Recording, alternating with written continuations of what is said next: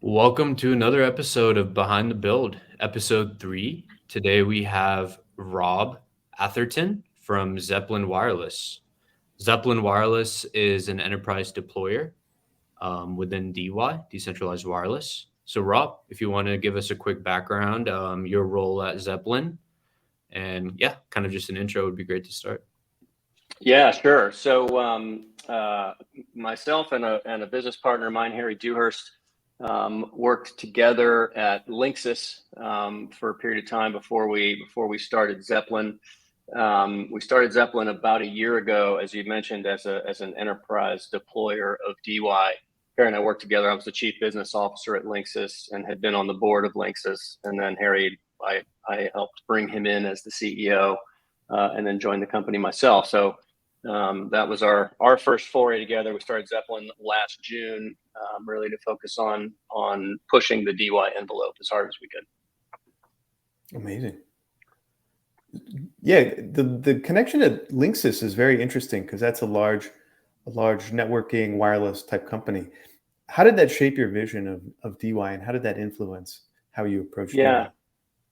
Yeah, it's interesting. I mean, my background, Linksys was actually my first foray into consumer as well.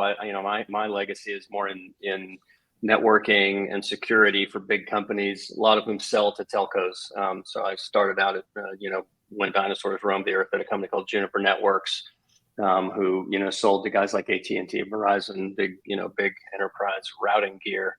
And, when Harry and I joined at Linksys, Harry had a lot of background in ad tech, my background coming out of networking, and we honestly stumbled across DeWi. I think we both had sort of a joint light bulb moment, both focused on different things. From my standpoint, having sold to carriers for so long, DeWi immediately leapt out at me as just a better mousetrap, a better paradigm for building out large scale networks than having, basically three carriers brute force everything and spend all the capital. Harry, and then we both had a light bulb moment around, well, if we could translate some of that into an enterprise, a consumer play that would sit alongside, more of an enterprise deployment play. There were some really interesting and exciting things that could be done there. And we actually started out, between Harry and I, trying to run a DeWi play within Linksys. Frankly, couldn't quite get the board there across the line that was the right move at the right moment for Linksys. Linksys has been in the process of sort of turning around for a period of time. But Harry and I were, excited enough about the prospects that we bailed out Linksys to start Zeppelin. I think consumer, as we've seen, without rattling the conversation, we've seen sort of some direct to consumer kinds of plays already in the DeWi space with Helium and Pollen to some extent. And I think that has a role to play someday. It's less clear to me that I think in my mind at least, it's a tier 2 kind of opportunity at this point. But anyway, longer conversation for over a beer. No, that's awesome, Rob. Thanks for that background on Linksys. Growing up, my parents would always, when I was a kid, send me to troubleshoot our little Linksys routers. Yeah, everybody remembers the old blue and black Linksys routers, and it's like everybody had one. Yeah. I mean, that's interesting, right? Because as Linksys, with 5G and the dream of DeWi, right? I guess the holy grail is if we can get into every house, right? Get one of these things into every house, scale up these networks. So I guess transitioning on, what's kind of your high level long-term vision with DeWi? You kind of alluded to it, right? I guess let's try to spin something up at Linksys because it made sense, but now transition to Zeppelin. So where do you see these long-term DeWi going? Like with XNet, we're obviously selling direct to carriers. We're trying to sell our capacity to the carriers. So obviously Helium has a different play. Like what's your kind of brand vision? How does this all interact in 10 years? It's interesting. The short answer is I don't actually know. And I don't think anybody knows. As I said, when we started out, we started at Zeppelin, our our big value add is we're as much like I joke with people that I'm not really even starting a tech company. It's an infrastructure company, right? We equate ourselves almost more to a tower company. Except that we, happen to, in many cases, own the equipment that we're deploying on the towers. Our big asset right now is that we work leveraging some of Harry's background with out-of-home advertising companies, with out-of-home advertising being a fancy way of saying billboard. And that was one of our aha moments, was that these billboard companies have incredible footprints, where definitionally where people tend to be and eyeballs tend to be. And, by and large, these locations are not being used for any technology more sophisticated than electricity, that powers lights that light up the billboards. And so, that it's really what Zeppelin is about fundamentally is monetizing those footprints. We've got a very significant exclusive partnership with Outfront Media, who's the biggest outdoor advertising company, one of the sort of their top, 3 big players in the U.S. And when we started, the goal was, to deploy as many of these DeWi projects and protocols as we could. It's shifted, right? When we started out, we knew about helium, we knew about pollen, and in all the locations we were deploying, we were trying to deploy both of them. Pollen at this point, is pretty obviously hit the windshield. And we've started obviously working with XNet. Our proposition from the beginning was that the space is early. There are going to be a lot of players that come in. Not all of them will get it right. They'll operate in different ways. They'll bring different values, and we're going to diversify and sort of tune the knobs as we go in terms of what we deploy and where. So I think, long way to saying long term, I think DeWi will win. It's a question of how and when, right? I mean, I think the timing is critical. And we'll see where it goes. I mean, the analogy I use all the time, and I'm old enough to remember this stuff, is that in the late 90s, back when I was practicing law, I had a bunch of clients, and I lived in Palo Alto, and I had a bunch of clients that were basically taking applications and running them in the cloud and delivering them to people over the network, and they called themselves application service providers. And all of them that my firm represented at the time, went tits up.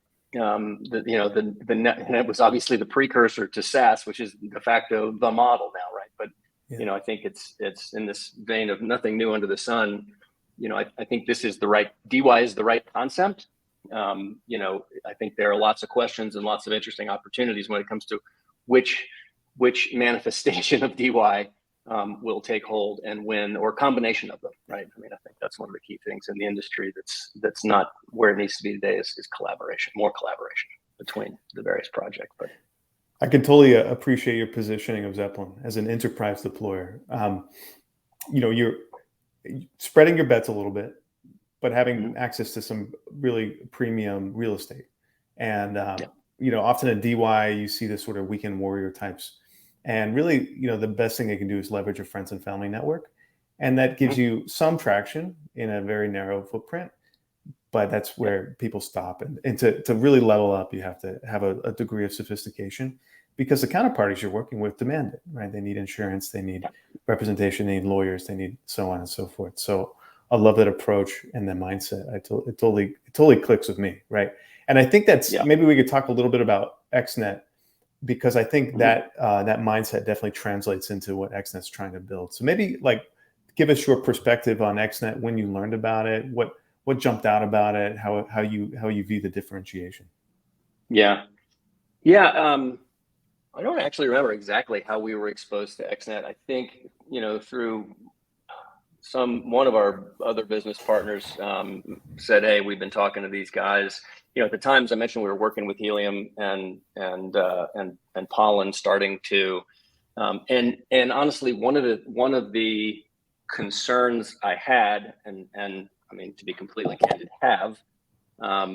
about guys like that is what I referred to as kind of a spray and pray approach, right? That if the brass ring here is paid data on a network, carriers paying for coverage or capacity from these networks, then the notion of allowing anyone to deploy anything anywhere and having that really work for a carrier and densify in the way that it needs to just seemed a little bit, kooky. Honestly, I couldn't get my mind around how that was going to work. So, when we started talking with XNet, the thing that immediately leapt out, two things really were: one, they were, what I would call carrier guys, right? And few of the folks that I had worked with in DeWi, to that point had been, right? New carriers, understood how carriers make decisions, what's important to them. And so that was big. And then the second piece was this really focused approach to clusters and really developing and marketing clusters with specific, carriers and coverage in mind, right? Just everything about that approach to the problem made more sense to me. And we talked about consumer. The thing that I've always said is that with that kind of approach, when you deploy in those kinds of clusters, then the direct to consumer model is fine, to be the sort of the sand between the pebbles, but you got to have the big sort of enterprise deployments that are, managed for uptime, that have, high quality backhaul, that are, do all the things that carriers think about and measure all the time. That has to be there as sort of a backbone, not in the real backbone sense, but as a foundation before I think you can get to the next step. So that really leapt out at us, and we've continued to reinforce that view with everybody we can. Totally. The anchor model, right, is in a shopping mall where a big enterprise is sort of the Macy's, and then you've got the smaller people. It kind of provides the space and the potential for the smaller people to thrive. Yeah, you can't put a Yankee Candle somewhere all by itself. There has to be a Neiman's or a Sears or something next to it that certainly not. I need a candle. Yeah, certainly not. You mentioning the spray and pray approach too. I mean, being on this side, involved in those conversations with monetization with carriers, and there's a sense that adding volume of radios in random locations is counterintuitive and counterproductive to these discussions. And it's like, that's not the way a carrier is going to evaluate the quality of your product. And it's really about a focused footprint. And it's not about total volume or total numbers. So that's a mindset we totally embody within XNet. Yeah, no, absolutely. And I think, more broadly, it feels to me like, slowly but slowly, the general thinking is swinging around. And like I said, we're all seeing, Helium is doing things that seem a little bit more, focused. But again, there's more to it. This is, let's face it, running networks is hard, right? And, there's a reason that there are a bunch of reasons why there are, fundamentally 3 carriers in the U.S. And it's not that it is not that they are the best companies on the earth, right? They've it's a really, really hard job, and it's a very, very high bar to entry, to do it on the scale they're doing it, which again circles back to why I think, DeWi as a proposition is so brilliant, because it effectively, disaggregates that problem, both in terms of technology and in terms of capital utilization. It's like I said, I have complete conviction that the model will prove out. It's a question of when and how, and I think we like XNet as Zeppelin. We like XNet's chances better than anybody, really. Yeah, pioneers get shot, settlers get rich, right? Yeah, exactly. Exactly right. Well, and look, we've seen that. I mean, I think there's Harry, my co-founder, and I were joking just the other day that we only started a year ago, and the landscape has already, we expected shifting sands, and it's shifted more than we expected, and in some ways, the thing that has saved us and enabled us to sort of keep focus and keep moving as we've come through is not being able to move as quickly as we had wanted to. Do you know what I mean? We were forced to be a little bit more methodical, and honestly, it was because we wanted to get the deployments right. We wanted to, build processes, systems, and stuff to get it done, and it was painful and frustrating. But the fact that we, were forced to move a little slower out of the gate than we wanted to is the thing that has saved us. So we, better to be sort of second to the show, but a fast follower sometimes than have been the pioneer shots. Right on. Sean, why don't you take the next question? Yeah. Kind of transitioning and closing thoughts, Rob. I know you kind of hinted on it, but again, coming from your background, right, from Linksys, traditional networking, TradWi, into the wild, wild west that we know as DeWi and crypto. What role do you think crypto plays in this whole model? Mm. And what are the overall hurdles and upside? I know you touched on it a bit, but just kind of a holistic closing thought. Yeah, I mean, obviously the crypto side of everything has been sort of the fly in the ointment, over the last little period.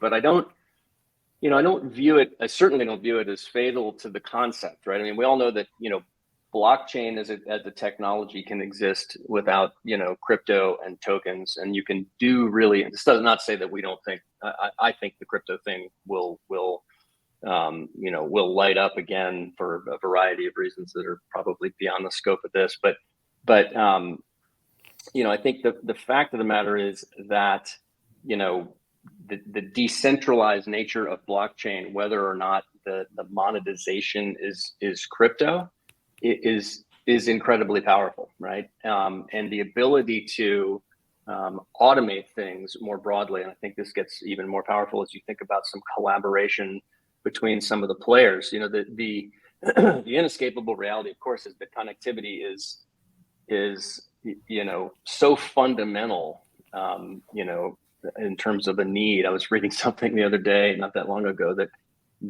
we all know sort of Maslow's hierarchy of needs. That I'm old, but my people my kids' age, are view connectivity as a thing that's as necessary for them as food, water, shelter.